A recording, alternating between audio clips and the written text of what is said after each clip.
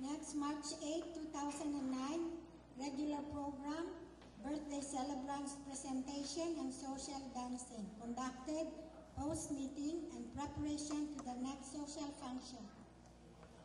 April 5, 2009, proclamation and crowning of FYSS Little Miss Philippines and runner-ups. Birthday celebrants presentation, conducted post-meeting and preparation for the next social event. May 3, 2009, FYSS Santa Cruzan commemorating the finding of the Holy Cross by Queen Helena. Traditional procession participated by different members as galas and depicting several reinas. Conducting post-meeting and preparation for the next social function. June 21, 2009, International Costume.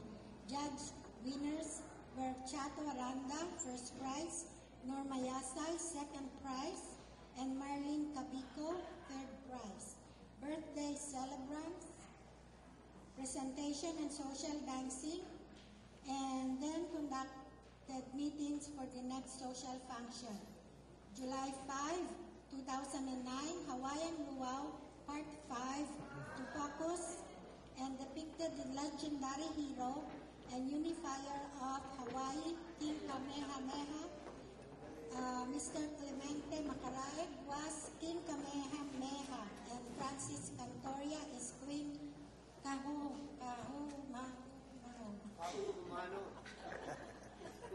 I can say that. Anyways, with several islands, Princess of Hawaii conducted post-meeting and preparation for the next social function. August 23, 2009, Pista Sanayon with Haraman Comedy Skit was conducted. The FYSS Hiyas ng Pilipinas, Hiyas ng Luzon, Mindanao and Visayas was presented and showcased Casiloy families with the international costume winners of this year also joined the cast.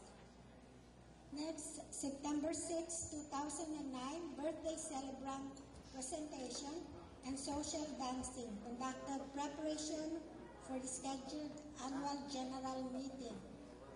Written and verbal announcement on this scheduled AGM was made, and today, October 11, the annual general meeting.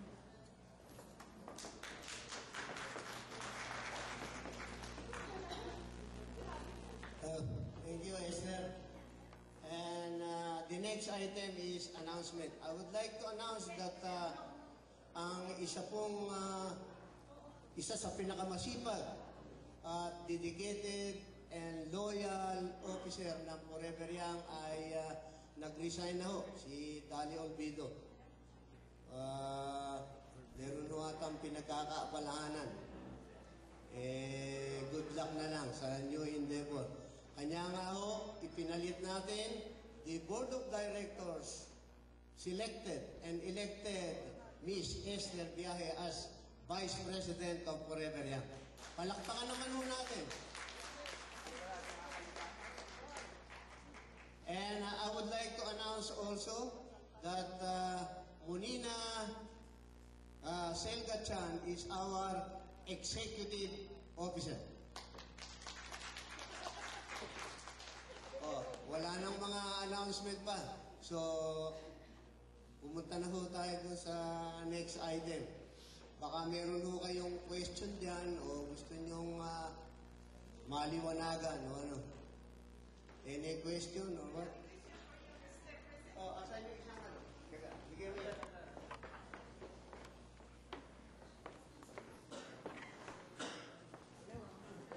On. I have a question for you, Romy. So my question is, how do you expect a person if he or she is a member of the social club? Can you explain us? Of course not. Okay. Yung question na yon, that is a very tall order to expel a member. To expel a member, as stipulated in our bylaws, the member should have committed a violation of our bylaws. And hindi basta-basta mag-e-expel lang tayo ng member. Baka mamaya yung offense niya na committed, hindi naman baka stern warning lang ang kailangan doon. O kaya, we don't expel member by mere allegation. Of course, kung may complaint kayo against a member or officer, that should be validated.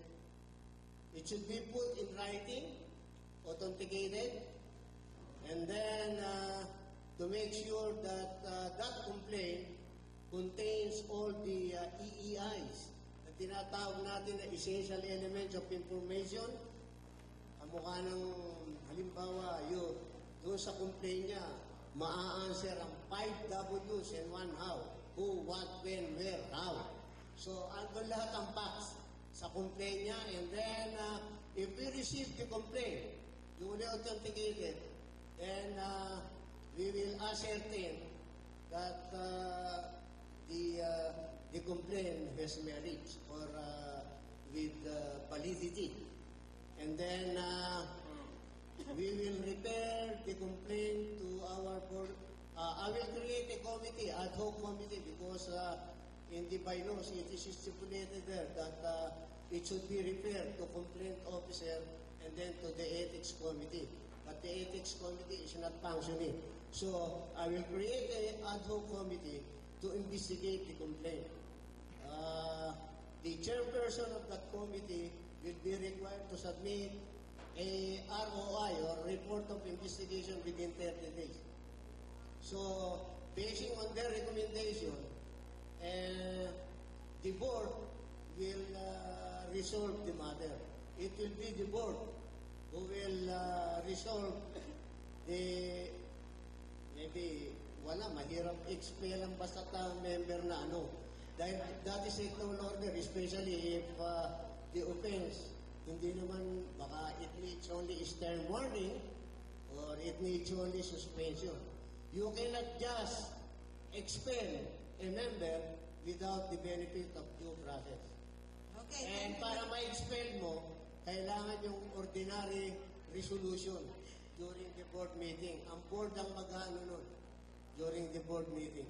Okay, thank you very much. I hope everybody understand what Romy is telling us about how to expel a person. Hindi basta-basta makakapag-expel ka.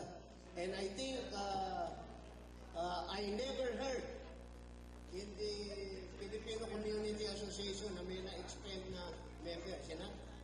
Oh.